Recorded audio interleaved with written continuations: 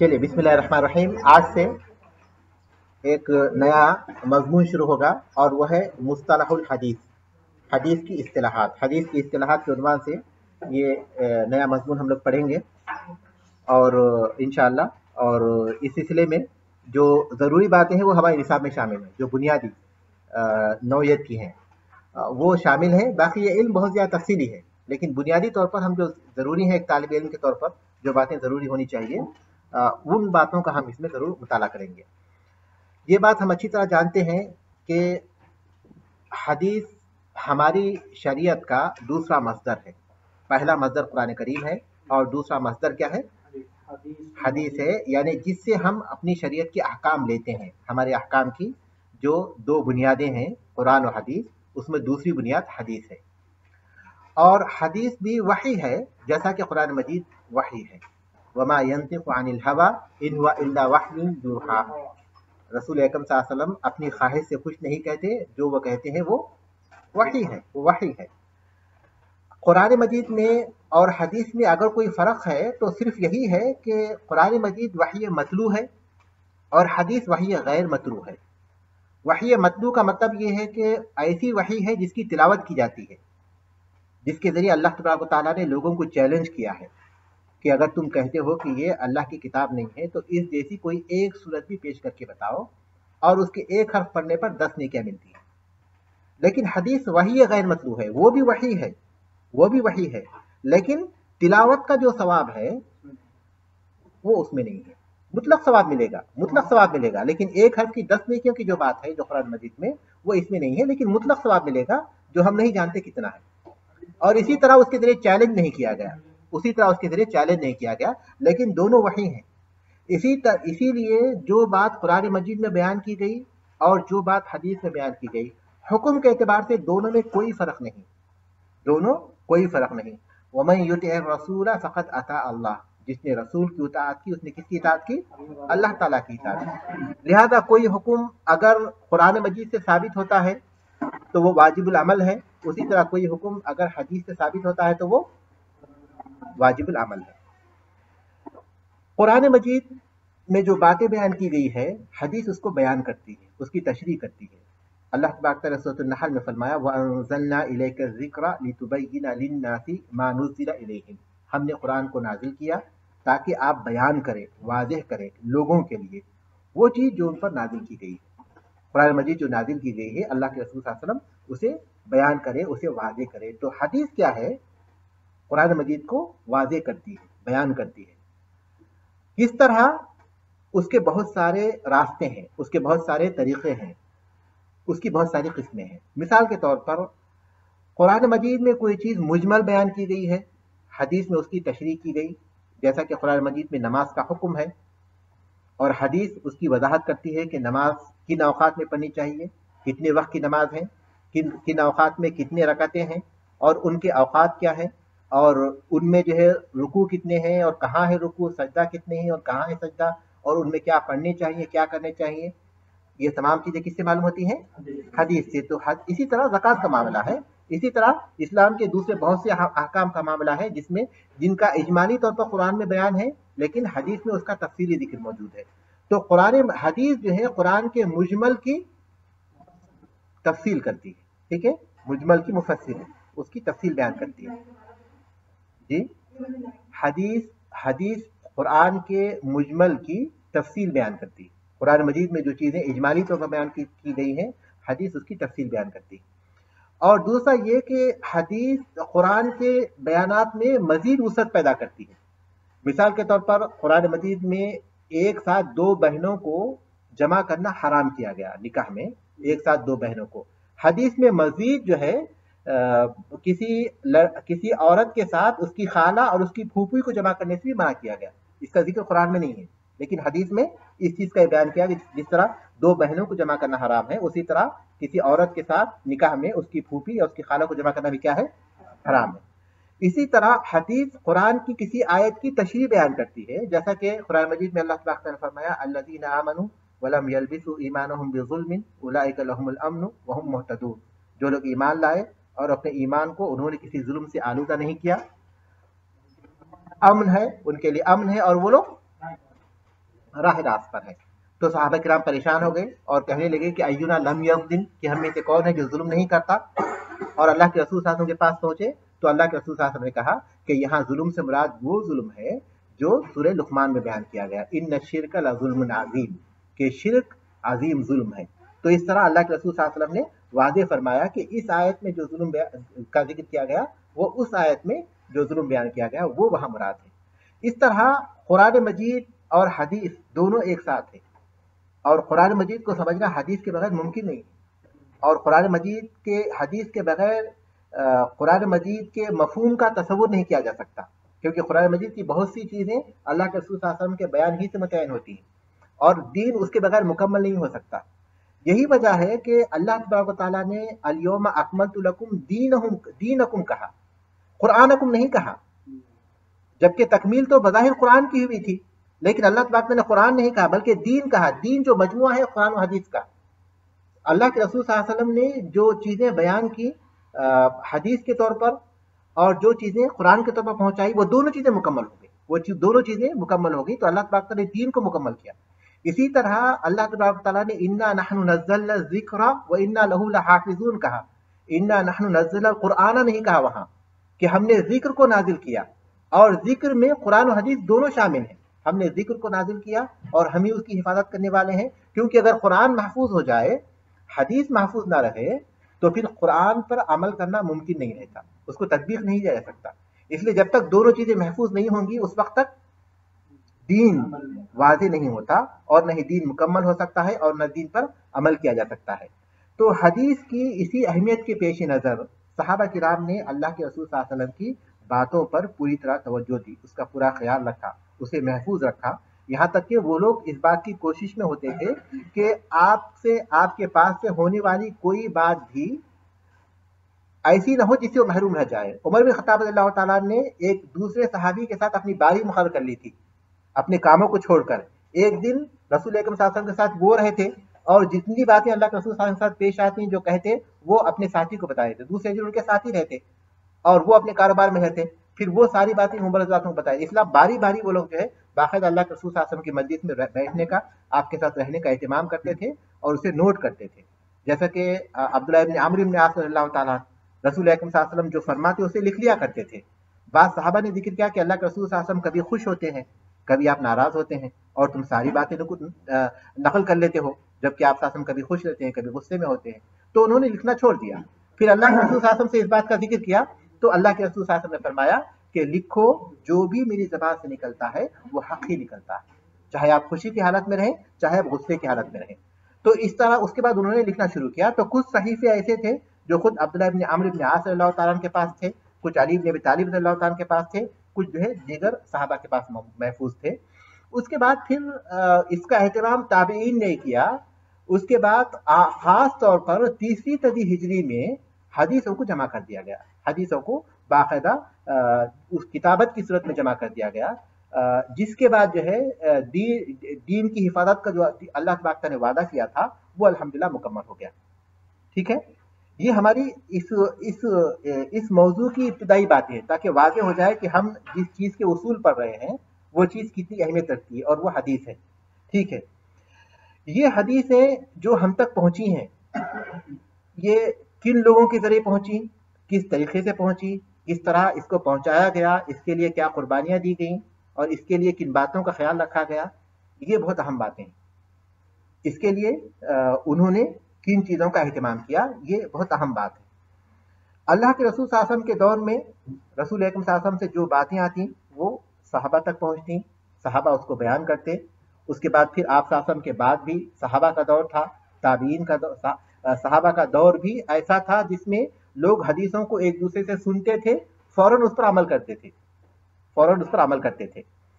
اس کے بعد جب فتنہ شروع ہو گیا، امیر المومنین عثمان بن عفان رضی اللہ تعالیٰ عنہ کی شہادت کے وقت کو جو ہے فتنے کا دور کہتے ہیں، وہ فتنے کا دور ہے، وہاں سے فتنے شروع ہو گئے۔ جب فتنے شروع ہو گئے تو یکی بعد دیگرے فتنے پیدا ہوتے گئے۔ اس کے بعد جو ہے پھر خوارج پیدا ہوئے، پھر روافض پیدا ہوئے، پھر قدریہ پیدا ہوئے، پھر جہمیہ پیدا ہوئے، یہ سلسلہ چلتا رہا۔ پھر ان میں کچھ نواسب بھی ہو گئے۔ تو ان لوگوں نے اپنی باتوں کو دوسروں کے سامنے پیش کرنے کے لیے، منوانے کے لیے حدیثوں کو گڑھنا شروع کیا، جھوٹی باتیں بیان کرنے لگے اپنی فضیلت میں اور دوسروں کی مذمت میں. تو وہاں ضرورت پیش آئی حدیثوں کو تحقیق کر کر قبول کرنے کی. اس سے پہلے اس کی ضرورت نہیں تھی، کیونکہ ماحول ویسا نہیں تھا.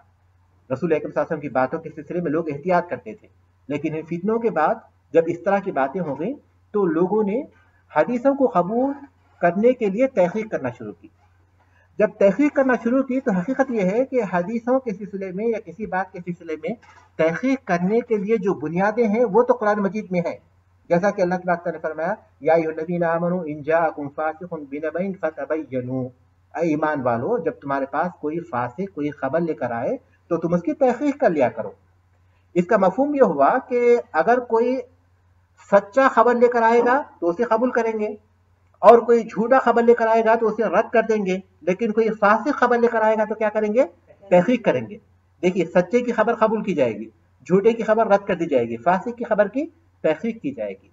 اور اسی طرح صحابہ کرام سے بھی ایسی بہت سی باتیں ہیں. جیسا کہ ابو ہریرہ رضی اللہ تعالیٰ عنہ سے یہ بات بیان کی جاتی ہے کہ وہ کہا کرتے تھے، ان ھذا العلم دین فانظروا عمن تاخذون دینکم، کہ یہ علم جو ہے دین ہے، جس پر تم عمل کرتے ہو یہ دین ہے، لہذا تم اس بات کی جانچ کر لیا کرو کہ کن لوگوں سے تم اپنے دین کو حاصل کر رہے ہو. تو یہ بنیادیں ہمیں قرآن میں بھی ملتی ہیں، احادیث میں بھی ملتی ہیں، اور صحابہ کے طریقے اور ان کے اقوال میں بھی ملتی ہیں. یہ کہ چیزوں کو قبول کرنے کے سلسلے میں ہمیں کون سا طریقہ اپنانا چاہیے؟ تحقیق کا طریقہ اپنانا چاہیے. لیکن ان تحقیق کی بنیادیں کیا ہونی چاہیے؟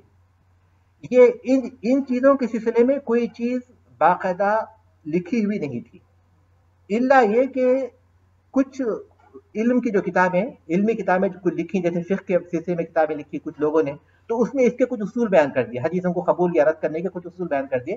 جیسے کہ امام شافعی رحمۃ اللہ علیہ نے الرسالہ رکھا، الام لکھا، یہ دونوں اصول فقہ پر ہیں. لیکن اصول حدیث کے سلسلے میں بھی انہوں نے کچھ باتوں کی طرف اشارہ کیا. اسی طرح امام مسلم رحمۃ اللہ علیہ نے اپنی صحیح میں حدیثوں کو جمع کیا، تو اپنے مقدمے میں ایسے کچھ اصولوں کو انہوں نے جمع کر دیا، حدیثوں کے سلسلے میں کچھ اصولوں کو جمع کر دیا. اسی طرح مختلف کتابوں کے بعض ابواب میں ان باتوں کی طرف اشارہ کیا گیا تھا. یہاں تک کہ اس سلسلے میں جو سب سے پہلی باقاعدہ ایک مستقل تصنیف کے طور پر جنہوں نے لکھی وہ 4 صدی ہجری میں قاضی ابو محمد الحسن ابن عبد الرحمن ہے. قاضی ابو محمد الحسن ابن عبد الرحمن رحمۃ اللہ علیہ نے 360 ہجری میں ان کی وفات ہوئی تھی. تو انہوں نے حدیث کے اصطلاحات کے سلسلے میں باقاعدہ ایک کتاب لکھی، لیکن وہ ابتدائی نوعیت کی کتاب تھی. اس کے بعد لوگوں نے اس میں مزید وسعت کا خیال رکھا، ان ابواب کو مزید وسیع کیا. تو اس کے بعد ابو عبداللہ الحاکم نیشاپوری رحمہ اللہ، جن کی وفات 405 میں ہوئی تھی، انہوں نے معرفت علوم الحدیث کے نام سے ایک کتاب لکھی. لیکن اس کتاب میں بھی انہوں نے ساری باتوں کو شامل نہیں کیا تھا، کیونکہ ابھی یہ علم ترقی کر رہا تھا، آگے بڑھ رہا تھا. اس کے بعد الخطیب ابو بکر البغدادی رحمۃ اللہ علیہ، جن کی وفات 463 ہجری میں ہوئی تھی، انہوں نے روایت کے جو قوانین ہیں اس پر ایک کتاب لکھی، الکفایہ. الخطیب ابو بکر البغدادی رحمۃ اللہ علیہ، جن کی وفات 463 ہجری میں ہوئی تھی، انہوں نے روایت کے قوانین پر ایک کتاب لکھی جس کا نام الکفایہ تھا، اور اس کے آداب پر، روایتوں حدیثوں کے بیان کرنے میں، اور پھر ان لوگوں کے آداب کے سلسلے میں کتاب لکھی. اس کا نام تھا الجامع لآداب الشیخ والسامع. الجامع لآداب الشیخ والسامع، یہ بہت اہم کتاب تھی اس موضوع پر. اس موضوع پر جو اب تک کی کتابیں لکھی گئی تھی ان میں اس کتاب کو اہل علم نے بہت اہم بتایا ہے. اس کے بعد قاضی ایاض رحمۃ اللہ علیہ، جن کی وفات 544 ہجری میں ہوئی تھی، تو انہوں نے العلم فی ضبط الروایت و تقیید السماع اس نام کی ایک کتاب لکھی. اس کے بعد ابو حفص عمر رحمہ اللہ نے، جن کی وفات 580 ہجری میں ہوئی تھی، انہوں نے ما لا یسع المحدث جہلہ یہ کتاب لکھی. اس کے بعد آئے حافظ ابو عمرو عثمان ابن عبد الرحمن، جو ابن صلاح رحمہ اللہ کے نام سے جانے جاتے ہیں، بہت معروف ہیں خاص طور پر اس علم میں، جن کی وفات 643 ہجری میں ہوئی تھی. انہوں نے علوم الحدیث کے اوپر ایک کتاب لکھی جو مقدمہ ابن صلاح کے نام سے مشہور، مقدمۃ ابن صلاح اس نام سے معروف ہے، بہت مشہور کتاب ہے. اور اس کتاب کو بہت سے لوگوں نے مختصر کیا، اور بہت سے لوگوں نے اسے نظم کے طور پر جوڑا، نظم کے انداز میں جوڑا. کافی اس کتاب کو جو ہے لوگوں نے پھیلایا. یہاں تک کہ نخبۃ الفکر فی مصطلح الاثر، نخبۃ الفکر फी मुस्तलाह अल-अस्र के नाम से हाफिज इब्न हजर रहमतुल्लाह अलैह ने एक किताब लिखी, जिनकी वफात हुई थी 452 हिजरी में। 452 हिजरी में इनकी वफात हुई थी। ये इस मौजू पर जो मुख्तसर किताबें लिखी हुई है उसमें सबसे ज्यादा नफा बख्श किताब है नुखबतुल फिक्र जो किताब है, ये उसूल हदीस पर या मुस्तलाह हदीस पर जो किताबें लिखी गई हैं उनमें सबसे बेहतरीन और सबसे नफा बख्श किताब है। लोगों ने इसकी बहुत सी शरहें लिखी हैं और फिर इसे नज्म में भी उसे जोड़ा है, नज्म के तौर पर भी इसे पेश किया है। इसके बाद भी लोगों ने बहुत सी किताबें लिखी। इस इल्म की मुख्तसर सी तारीख है, इस इल्म की मुख्तसर सी ये तारीख रही, जिसको हम क्या कहते हैं, मुस्तलाहुल हदीस। ठीक है, मुस्तलाहुल हदीस अब हम दाखिल होते हैं। मुस्तलाहुल हदीस ये दो लफ्जों से मुरक्कब है, एक मुस्तलाह है और दूसरा अल हदीस। मुस्तलाह इस्तिलाह से है, इस्तिलाह से है। इस्तिलाह किसे कहते हैं, किसी मफहूम की अदायगी के लिए कोई लफ्ज मुकर्रर करना, खास करना। कोई मफहूम अदा करने के लिए कोई एक लफ्ज मुकर्रर किया, वो लफ्ज अगर बोला जाएगा तो वो मफहूम मुराद होता, इसको बोलते हैं इस्तिलाह। मिसाल के तौर पर अस्सलाह का लफ्ज है, उसके लफ्जी माने है दुआ, दुआ। लेकिन जब हम अस्सलाह कहते हैं तो उससे मुराद एक खास इबादत होती है, एक खास इबादत जिसमें खास आमाल और खास जिक्र होता है, जो तकबीर से शुरू होता है और तस्लीम पर खत्म होता है। तो अस्सलाह इस्तिलाह में उसका इतलाक नमाज पर होता है, लेकिन लुगत में उसका इतलाक किस चीज पर होता है, दुआ पर होता है। बाद इस्तिलाहात ऐसे हैं जो इल्म और फन के बदल जाने से उसका मफहूम भी बदल जाता है। मिसाल के तौर पर लफ्ज सुन्नत है, लफ्ज सुन्नत है। हदीस की इस्तिलाह में जब लफ्ज सुन्नत कहते हैं तो वह हदीस के मुतरादिफ है। सुन्नत में ये है, मतलब है कि हदीस में ये है, ठीक है। लेकिन लुग़वी माने उसके क्या है, तरीके के हैं। लुग़वी माने तरीके के हैं, तरीका सीरत के हैं। लेकिन हदीस में वो हदीस के बाद में वो लफ्ज हदीस के मुतरादिफ की तरफ इस्तेमाल होता है। हदीस के जो माने मफहूम होता है वही सुन्नत का भी होता है। आमतौर पर यही मारूफ है, अगरचे कि इस बारे में दूसरे आरा भी है, लेकिन यही मारूफ है। लेकिन फुक़हा के पास ये वाजिब के मुकाबले में होता है। फुक़हा के पास एक चीज रुकन है, एक चीज सुन्नत है, और एक चीज हराम है, और एक चीज मकरूह है ना। रुकन है, वाजिब है, सुन्नत है। तो सुन्नत फिक़्ह की इस्तिलाह में ऐसे अमल को कहते हैं जिसके करने पर सवाब मिलता है, लेकिन उसके छोड़ने पर कोई अजाब नहीं होता, उसको वाजिब नहीं किया गया। वो अमल जो वाजिब नहीं हो उसको सुन्नत कहते हैं, ठीक है। लेकिन हदीस में सुन्नत का इतलाक किसी और चीज पर होता है। तो इस्तिलाह का मफहूम है, इस्तिलाह का मतलब है किसी मफहूम को अदा करने के लिए कोई लफ्ज खास करना, कि वो लफ्ज अगर बोला जाएगा तो उससे मुराद वो चीज होगी। जैसा कि अस्सलाह का लफ्ज बोला जाता है तो उससे मुराद क्या चीज होती है, नमाज। तो ये मुस्तलाह जो है खास मफहूम की अदायगी के लिए मुकर्रर किया हुआ लफ्ज मुस्तलाह, मुस्तलाहुल हदीस। मुस्तलाह के माने हैं खास मफहूम की अदायगी के लिए मुकर्रर किया हुआ लफ्ज। क्या माने हैं मुस्तलाह के, अदायगी के लिए खास किया हुआ लफ्ज। इसकी जमा है मुस्तलाहात, मुस्तलाह की जमा है मुस्तलाहात। अल हदीस के लुग़वी माने हैं नई चीज, और एक माने इसके बयान किए जाते हैं खबर देना। अल हदीस के लुग़वी माने हैं कोई नई बात, नई चीज, और एक माने उसकी खबर देना। और इस्तिलाह में हदीस अल्लाह के रसूल सल्लल्लाहु अलैहि वसल्लम पर जो जिस चीज की निस्बत दी गई हो, मा उज़ीफ़ा इलन नबी सल्लल्लाहु अलैहि वसल्लम, हर वो चीज जिसकी निस्बत अल्लाह के रसूल सल्लल्लाहु अलैहि वसल्लम की तरफ की गई हो, जिसकी इजाफत रसूलुल्लाह सल्लल्लाहु अलैहि वसल्लम की तरफ की गई हो, मिन कौलिन, खा वो कोई कौल हो, औ फ़िअलिन या फ़िअल हो, औ तक़रीरिन या आपकी तकरीर हो।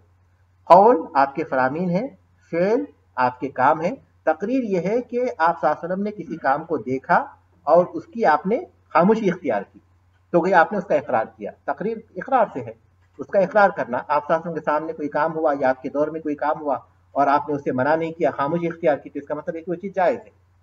तो ये हदीस है, ये कौल फ़िअल तकरीर, रसूल अकरम सल्लल्लाहु अलैहि वसल्लम का कौल और फ़िअल और तकरीर, ये हदीस है। तो मुस्तलाहुल हदीस का मतलब ये है कि हदीस के सिलसिले में अल्लाह के रसूल सल्लल्लाहु अलैहि वसल्लम की अक़वाल, अफ़आल और आपकी तकरीर। एक और चीज का इजाफा करते हैं अहले इल्म, सिफत, लेकिन हम उसका यहाँ जिक्र नहीं करेंगे, बाद में जब इस्तिलाह में आएगा तो उसका जिक्र वहां करेंगे। यहाँ सिर्फ इतना हम करेंगे कि अल्लाह के रसूल सल्लल्लाहु अलैहि वसल्लम के कौल, फ़िअल और तकरीर के सिलसिले में जो इस्तिलाहात उस मफहूम के जो इस्तिलाहात अहले इल्म ने बयान किए इस इल्म में, उसका बाब है ये, उसका बाब है जो इस्तिलाहात बयान की है। उन आप सासम की अक़वाल, अफ़आल और तकरीर, ये मतन कहलाएगा, और जिन लोगों ने इसको जिक्र किया है वो सनद कहलाएगी। जिन लोगों ने इस चीज को बयान किया वो सनद के सिलसिले में आएंगे, और आप सासम ने जो कुछ कहा, जो कुछ किया और जिसकी तकरीर फरमाई वो मतन में आएगा। ठीक है, तो मुस्तला का ताल्लुक क्या है, इन चीजों से है। रसूल अकरम सल्लल्लाहु अलैहि वसल्लम रिवायतों का सिलसिला, यानी जो रावी हैं हदीस की रिवायत करने वाले, वो सनद कहलाते हैं। तो मुस्तले में क्या है, तो इन चीजों को हम कबूल करेंगे या रद्द करेंगे तो उनके क्या कवानीन होंगे, क्या उसूल होंगे, और किन चीजों की बुनियाद पर इनकी जांच करेंगे, इनमें सही क्या है, इनमें हसन क्या है, इनमें ज़ईफ क्या है, इनमें मौजू क्या है, उन तमाम चीजों के सिलसिले में अहले इल्म ने जो उसूल बयान किए हैं, उन उसूल का इल्म हासिल करना, ये है मुस्तला। अगर हम पहला बात इसमें इसका पढ़ लेंगे ना, तो ये मफहूम आप पर वाज़ेह होगा। मुस्तलाहुल हदीस व मौज़ूअहु व समरतहु, आज हम सिर्फ इतना ही पढ़ेंगे। मुस्तलाहुल हदीस व मौज़ूअहु व समरतहु, मुस्तलाहुल हदीस क्या है और उसका मौजू क्या है और उसका फायदा क्या है, वो समरा। देखिए तारीफ़हु, उसकी तारीफ क्या है, हुवा इल्मुन बि उसूलिन, वो इल्म है ऐसे उसूलों का, ऐसे उसूल व कवाइदा, और ऐसे कवाइद का, ऐसे कवाइद और उसूलों का इल्म, युरफ़ु बिहा, जिसके जरिए मारिफत हासिल होती है, जानकारी हासिल होती है, अहवाल सनदी वल मतनी, सनद और मतन के अहवाल की। सनद रावियों का सिलसिला जो मतन पर खत्म होता है, और मतन उस सनद के बाद सिलसिले होने वाली चीज। मिसाल के तौर पर ये हदीस में पढ़ लेता हूँ ताकि आप पर वाज़ेह हो जाए। हद्दसना अब्दुल्लाह इब्न यूसुफ अन मालिक अन अबी ज़नादी अनिल आरजी अन अबी हुरैरता क़ाल अन रसूलुल्लाह सल्लल्लाहु अलैहि वसल्लम क़ाल इज़ा शरिबल कल्बु फ़ी इनाई अहदिकुम फलयग़सिलहु सबअ। जब मैं कहता हूँ हद्दसना अब्दुल्लाह इब्न यूसुफ अन मालिक अन अबी ज़नादी अनिल आरजी अन अबी हुरैरता अनिल आरजी अन अबी हुरैरता क़ाल, तो यहाँ तक क्या है, ये सनद है। उसके बाद हम कहते हैं कि इज़ा शरिबल कल्बु फ़ी इनाई अहदिकुम फलयग़सिलहु सबअन, ये क्या है, मतन है। तो यहाँ ये कहते हैं कि ऐसे कवाइद और उसूलों का इल्म हासिल करना जिसके जरिए सनद और मतन के अहवाल का इल्म हासिल हो, कबूल और रद्द होने के एतबार से। यानी सनद में किन चीज़ों को, किस तरह के रावियों को हम कबूल करेंगे और उनके क्या शुरूत हैं, उनमें कौन से उसूल पाए जाने चाहिए, कैसे ज़वाबित होने चाहिए, उनमें ये जो हदीस है जो बयान की जाती है सनद और मतन के हवाले से, इसमें सही कौन सी है और इसमें हसन कौन सी है, ज़ईफ कौन सी है, मौजू कौन सी है, ये तमाम चीज़ें मतन और सनद के अहवाल की बुनियाद पर तय होती है। मतन और सनद की हालत कैसी है, बयान करने वाले रावी कैसे हैं, वो रावी अगर जो है सच बोलने वाले हैं और हिफ्ज़ में जो है पुख्ता हैं, और फिर उनके पास कुछ शुरूत पाई जाती है, तो वो क्या शुरूत है, तो किस बुनियाद पर उनकी रिवायत को कबूल किया जाएगा, किस बुनियाद पर उनकी रिवायत को रद्द कर दिया जाएगा, इन चीज़ों का इल्म हासिल करना, ये है मुस्तलाहुल हदीस। फिर एक बात समझ जाइए कि हुवा इल्मुन बि उसूलिन व कवाइदा, ऐसे कवाइद और उसूलों का इल्म हासिल करना, युरफ़ु बिहा, वो उसूल कवाइद का इल्म हासिल करना जिसके जरिए मारिफत हासिल हो, अहवाल सनदी वल मतनी, मतन और सनद की हालतों का, मिन हैसिल कबूली व रद्द, कबूल और रद्द करने के एतबार से। यानी सनद और मतन में से किसको कबूल करेंगे, किसको रद्द करेंगे, ये मतन और सनद के अहवाल को जानने के नतीजे में होता है। तो मतन और सनद के नतीजे, मतन और सनद के सिलसिले में कौन से उसूल हैं कबूल करने के, रद्द करने के, सनद और मतन के सिलसिले में वो कौन से उसूल ज़वाबित हैं जिनकी बुनियाद पर हम कबूल करेंगे या रद्द करेंगे, उन चीज़ों को जानने को क्या कहते हैं, मुस्तलाहुल हदीस। ठीक है। मौज़ूअहु, इसका मौजू क्या है, अस्सनदु वल मतनु, इसका मौजू है सनद और मतन, मिन हैसिल कबूली व रद्द, कबूल और रद्द करने के एतबार से। इसका मौजू यही है, मुस्तलाहुल हदीस का मौजू ये है कि सनद और मतन में से किसको कबूल करेंगे और किसको रद्द करेंगे, और कबूल और रद्द किस बुनियाद पर होता है, उन उसूलों पर, उन उसूल ज़वाबित पर जिसका उन्होंने तारीफ में जिक्र किया। वो उसूल ज़वाबित कौन से हैं, उनका इल्म हासिल करना ही ये इल्म है। कबूल और रद्द करना ये इसका मौजू है। मुस्तलाह और हदीस का मौजू ये है कि सनद और मतन में کہ उसको कबूल या रद्द करना, ये उसका मौजू है, लेकिन उसको कबूल और रद्द करने का उसूल क्या है वो उसकी तारीफ से वाज़ेह हो रहा है। समरतुहु व गायतुहु, उसका मकसद, उसका फायदा क्या है, तमयीज़ सहीह मिन सकीम मिन अहादीस, सही और ज़ईफ हदीसों में, सकीम के माने बीमार, सही और ज़ईफ हदीसों में तमीज़ करना, क्योंकि इसके जरिए हमें इस बात की तमीज़ हम कर सकते हैं इन उसूलों की रोशनी में, इन उसूलों की रोशनी में जो मुस्तला में बयान किए जाएंगे, उसूल हदीस में जिनका जिक्र किया जाएगा, और उसूलों की रोशनी में हम ये जांच कर सकते हैं कि कौन सी हदीस सही है और कौन सी हदीस ज़ईफ है, किस चीज़ की निस्बत अल्लाह के रसूल सल्लल्लाहु अलैहि वसल्लम की तरफ साबित है और किस चीज़ की निस्बत अल्लाह के रसूल सल्लल्लाहु अलैहि वसल्लम से साबित नहीं है। आप पूछ सकते हैं, सकीम माने लफ्ज़ के माने बीमार है, लेकिन यहाँ उसके माने ज़ईफ का कीजिए। जी जी सर, नहीं इसमें नहीं है, किताब में नहीं है, किताब में नहीं, मैं वो समझाने के लिए उसको लाया हूँ। जी आप कुछ पूछ रहे थे? सनद में जी हाँ, बहुत सी चीज़ें, ये तो उम्मत मुस्लिमा का बहुत बड़ा इम्तियाज़ है कि रावी जो रिवायत करने वाले रावी हैं उनकी ज़िंदगी की पूरी हालात को उन्होंने जमा किया। जब रावियों के हालत की बुनियाद पर ही उनको कबूल करेंगे या रद्द करेंगे, तो ये सिर्फ उम्मत मुस्लिमा ही में वो चीज़ है कि लोगों ने अस्मा और रिजाल, बाकायदा एक फ़न है अस्मा और रिजाल के नाम से, हदीस के रावियों की ज़िंदगी की पूरी हालात जमा कर दिए गए। उनकी रोशनी में ये जांचा जाता है कि वो कैसे थे, वो सच्चे थे, झूठे थे, उनके अंदर क्या अच्छाइयाँ थी, क्या खराबियाँ थी। हम जब दूसरी कौमों की तरफ देखते हैं तो उनके पास जो बातें पाई जाती हैं तो सिर्फ उनके पास नाम है, बसा औक़ात तो नाम भी नहीं होते, लेकिन हमारे पास वो नाम के साथ उस शख्स की पूरी सीरत मौजूद है जिसमें लाखों लोग मौजूद हैं। तो ये एक ऐसा इम्तियाज़ है, यानी उसूलुल हदीस की बुनियाद पर उम्मत मुस्लिमा को एक ऐसा इम्तियाज़ हासिल हुआ कि किसी और कौम को इम्तियाज़ हासिल नहीं हुआ। उन्होंने ऐसे उसूल और ज़वाबित बनाए जो तहक़ीक़ की सबसे बेहतरीन कसौटी हो सकती है, सबसे बेहतरीन मेयार हो सकता है, उस तहक़ीक़ के उस मेयार की बुनियाद पर वो कबूल करते हैं या फिर उसे रद्द करते हैं।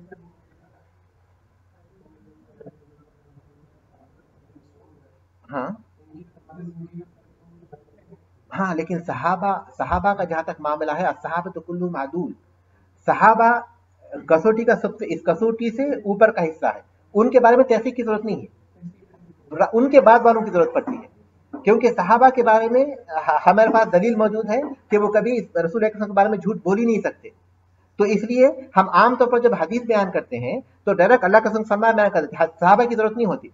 अगर कोई हदीस जो है किसी कोई शख्स किसी सहाबी का नाम लिए बगैर कोई हदीस बयान करता है तो वो हदीस सही होगी, जरूरी नहीं कि अगर वो सहाबी है तो काफी है। सहाबी के सिलसिले में तहकीक की जरूरत नहीं होती, उनके बाद फिर शुरू होता है सिलसिला, सारे रावियों की तहकीक की जरूरत पड़ती है। अभी मैंने आपके सामने जिक्र किया जैसे कि आमश हैं, इब्राहिम नखी हैं, अलकमा रहमतुल्लाह अलैह हैं, और फिर अब्दुल्लाह इब्न यूसुफ हैं, मालिक हैं, अबी ज़नाद हैं, आरज हैं रहमहुल्लाह।